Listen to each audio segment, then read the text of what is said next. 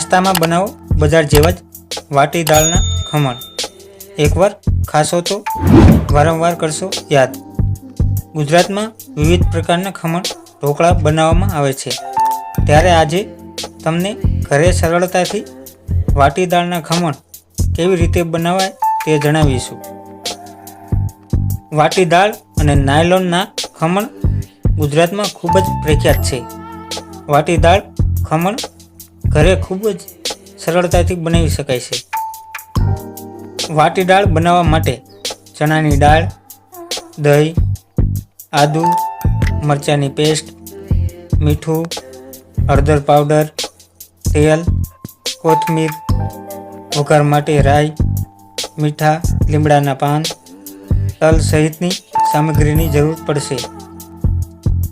વાટી દાળના ખમણ બનાવવા માટે સૌથી પહેલાં ચણાની દાળને 2-3 વાર ધોઈને સાફ કરો અને પાણીમાં 8 કલાક માટે પલાળી રાખો. પલાળેલી દાળને દહીં ઉમેરી મિક્સ જારમાં અધકચરું પીસી લો. ત્યારબાદ આ મિશ્રણને 8 કલાક ઢાંકીને આથો આવવા દો. હવે તેમાં આદુ, મરચાંની પેસ્ટ અને સ્વાદ અનુસાર મીઠું ઉમેરી મિક્સ કરો.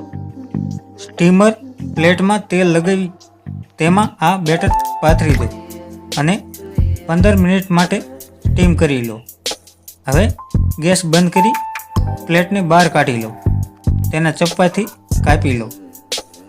હવે ખમણ પર વઘાર કરવા માટે એક પેનમાં તેલ મૂકો. તેના પર રાઈ, લીલા મરચાં ઉમેરી આ વઘારને ખમણ પર નાખી મિક્સ કરી લો.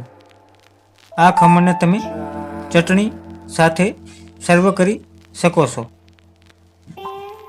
મિત્રો, ચેનલમાં ન હોય તો લાઇક, શેર અને સબસ્ક્રાઈબ કરવાનું ન ભૂલશો. આભાર.